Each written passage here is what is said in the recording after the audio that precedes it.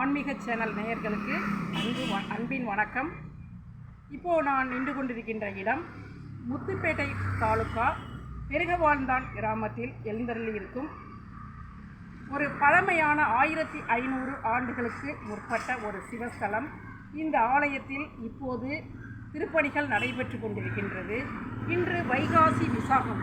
இப்பதிவில் நாம் பார்க்க போகின்ற விஷயம், எளிய முறையில் நாம் எப்படி முருகப்பெருமானை வழிபாடு செய்வது என்பதை பற்றித்தான்.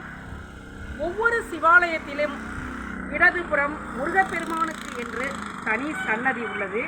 அந்த சன்னதிக்கு சென்று ஒரு மாங்கனியை நைவேத்தியமாக வைக்க வேண்டும். ஓம் சரவண பவ என்று ஒரு 101 முறை எழுதி முருகப்பெருமானின் காலடியில் வைக்க வேண்டும். வெற்றிவேல் முருகனுக்கு அரோகரா என்று தன்னால் இயன்றவரை முருகப்பெருமானிடம் சொல்ல வேண்டும். இந்த எளிய முறையில் இயலாதவர்கள் இம்முறையை பயன்படுத்தி முருகப்பெருமானிடம் வழிபாடு செய்யலாம்.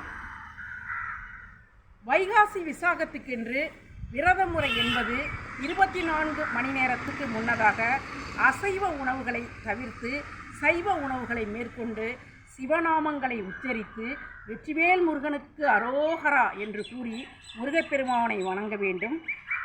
இதுதான் எளிய முறையில் நாம் இன்று முருகப்பெருமானை வழிபடக்கூடிய முறையாகும். இயன்றவர்கள் ஆறுபடை முருகர் கோவில்களுக்கு செல்லலாம். அருகில் உள்ள பெரிய முருகர் ஆலயங்களுக்கும் செல்லலாம். இயலாதவர்கள் அருகில் உள்ள சிவஸ்தலத்தில் உள்ள இடதுபுறத்தில் வீட்டிற்கும் முருகப்பெருமானையே வணங்கி வழிபாடு செய்வது நல்லது. இச்சேனலை பார்க்குறவங்க ஒரு லைக்கு கொடுத்து சப்ஸ்கிரைப் கண்டிப்பாக பண்ணணும். நன்றி.